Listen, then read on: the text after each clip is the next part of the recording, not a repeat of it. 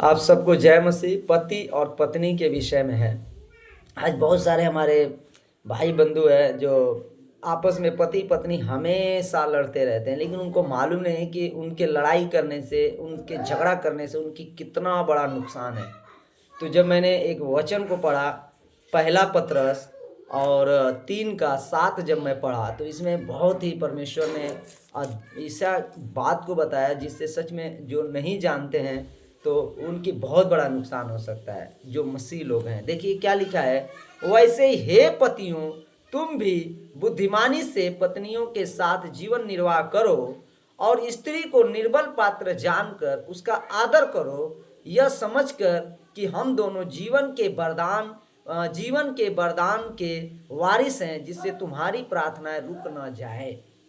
मतलब क्या है कि आज बहुत बार प्रभु अब पतियों को बोल रहा है कि बुद्धिमानी के साथ अपने पतियों के साथ जीवन निर्वाह करो, पत्नियों के साथ जीवन निर्वाह करो। पत्नियों के साथ बड़ी बुद्धिमानी के साथ पत्नियों को रहना चाहिए। बहुत बार क्या होता है कि पति पत्नी हमेशा शाम को लड़ाई करते हैं, झगड़ा करते हैं, और इससे आपका क्या नुकसान होने वाला है कि जो आप प्रार्थना कर रहे हो, जो आप प्रभु से मांगना चाहते हो, जो प्रभु आपको ब्लेसिंग देना चाहता है, वो रुक जाती है। शैतान उसको रोक देता है, वो आशीषें आपकी रुक जाते हैं। मतलब कहने का अर्थ है, जिस घर में पति पत्नी हमेशा लड़ते हैं उस घर में कभी धन टिक ही नहीं सकता, उस घर में कभी आशीष आ ही नहीं सकता है। जिस घर में लड़ाई झगड़े होते हैं उस घर में कभी ब्लेसिंग आ ही नहीं सकता है, रुक नहीं सकता है। तो आज ये प्रभु का आत्मा ये बताना चाहता है कि पत्नियों के साथ जीवन निर्वाह बुद्धिमानी से करो और उसको निर्बल पात्र जानकर उसका आदर करो।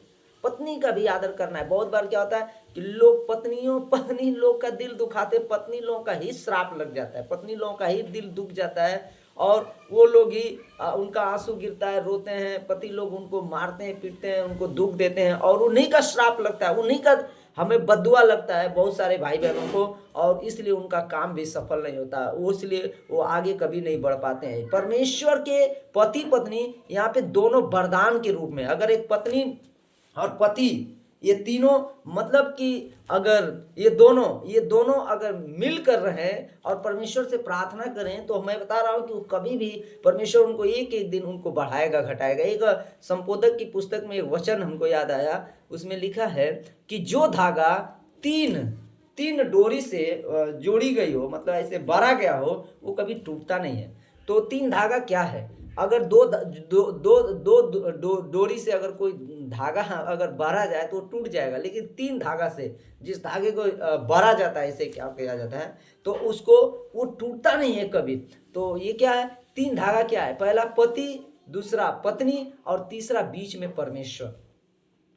मतलब एक पति पत्नी और तीसरा बीच में परमेश्वर, जिसके बीच में पति पत्नी के बीच में, तो धागा कभी नहीं टूट सकता है। कभी उनके जीवन में कोई लड़ाई झगड़ा नहीं हो सकता है और कभी भी कोई तलाक नहीं आ सकता है, कोई प्रॉब्लम नहीं आएगा। अगर आएगा भी तो अगर आपका परमेश्वर पे भरोसा है दोनों का, तो आप प्रभु से प्रार्थना करोगे और वो हट जाएगा। इसलिए यहाँ पे क्या है, जिससे तुम्हारी प्रार्थनाएं रुक ना जाए। आपकी प्रार्थनाएं रुक जाती है अगर आप लड़ने वाले हो, अगर प्रार्थना करने वाले हो, प्रार्थना योद्धा हो और आपस में आप लड़ते हो, तो आपकी प्रार्थना शैतान रोक सकता है, आपकी आशीष शैतान रोक सकता है, आपकी ब्लेसिंग शैतान रोक सकता है। इसलिए अगर बाइबल में लिखा है कि अगर 2 जन पृथ्वी पर एक मन होकर के कोई चीज मांगे, मत्ती 18 के 18 में जब पढ़ेंगे 19 में, कि अगर पृथ्वी पे 2 जन एक मन होकर के परमेश्वर से मांगे तो वो स्वर्ग में उसके लिए हो जाएगी, परमेश्वर उसे स्वर्ग से सुनकर देगा आपको।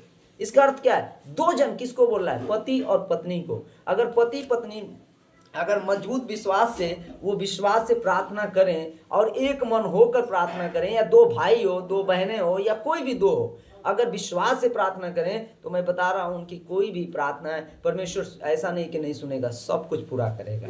तो आज हम आपको यही बता रहे हैं कि पत्नी भी पति का आदर करे और पत्नी भी पति का आदर करे और पति भी बुद्धिमानी के साथ अपनी पत्नियों के साथ जीवन निर्वाह करे, जिससे प्रभु आप सबको ब्लेस करे। आप दोनों परमेश्वर के एक वरदान के रूप में परमेश्वर ने आपको एक अच्छा रिश्ते के साथ जोड़ा है और आप इस रिश्ते को बनाए रखें। प्रभु आप सबको आशीष करे। सबको जय मसीह। प्रभु आप सबको आशीष करे।